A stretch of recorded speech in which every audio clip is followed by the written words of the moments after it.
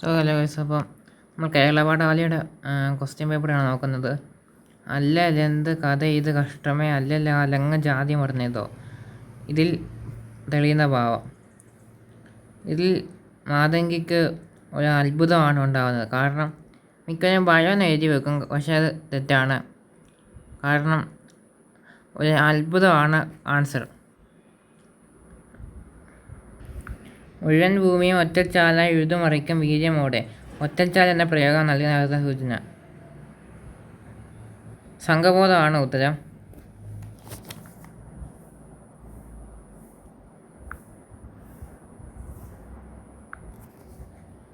പുഴയുടെ തോറ്റത്തിൽ അതിൻ്റെ വികാര വിചാരങ്ങളെല്ലാം വിജയിച്ചിരിക്കുന്നു. വികാര വിചാരങ്ങൾ എന്ന ആൻസർ. വികാര വിചാരങ്ങൾ എന്നാൽ വികാരവും വിചാരവും. അടുത്തത് ഇമ്പോർട്ടൻ്റ് ചോദ്യങ്ങളിൽ ഒന്നാണ് ഈ ചോദ്യങ്ങളിൽ എന്തായാലും എക്സാമിന് സാധ്യതയുള്ള അച്യുതമാമ. ഈ ക്വസ്റ്റ്യനിൽ എന്തായാലും ഒരു ഇതുപോലെ ചോദ്യം കാണാം, എഡിറ്റോറിയൽ കാണാം. പിന്നെ ശ്രീനാരായണ ഗുരുവിൻ്റെ അരിപ്പുറത്തു നിന്നുള്ള സന്ദേശം, ഈ ചാപ്റ്ററിൽ നിന്നും നല്ല സാധ്യതയുണ്ട്. മിക്ക ഈയിടെ നടന്ന എല്ലാ എക്സാമിലും സമഗ്രയിൽ നിന്നുള്ള ക്വസ്റ്റ്യൻസൊക്കെയാണ് ഉള്ളത്. സോ ഇത്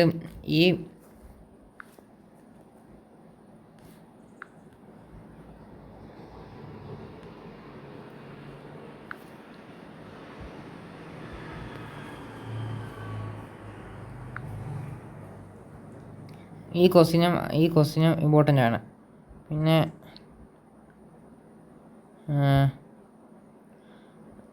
പിന്നെ ഇമ്പോർട്ടൻ്റ് ആണ് ഫസ്റ്റ് ടൈമിൽ നിന്നുള്ള പാത്തോമ്മയുടെ ആട് എന്ന ചാപ്റ്ററും ഇമ്പോർട്ടൻ്റ്. പുളിമാവ് വെട്ടി എന്ന ചാപ്റ്ററും വേറെ ചാപ്റ്ററും തമ്മിൽ താരതമ്യം എഴുതാൻ ഷുവറായിട്ടുള്ള ക്വസ്റ്റ്യനാണ്. പിന്നെ ഇത്രയാണ് കേരള പാഠാവലിയിലുള്ള ഇമ്പോർട്ടൻ്റ് ക്വസ്റ്റ്യൻസ്. സോ നിങ്ങൾ പഠിക്കുക. പിന്നെ ചോദിക്കുന്ന കഥാപാത്ര നിരൂപണം ത്തിൻ്റെ ഒരു വീഡിയോ ഞാൻ ഇപ്പോൾ കുറച്ച് ഇടുന്നുണ്ട്. കഥാപാത്ര നിരൂപണം വരുന്നത്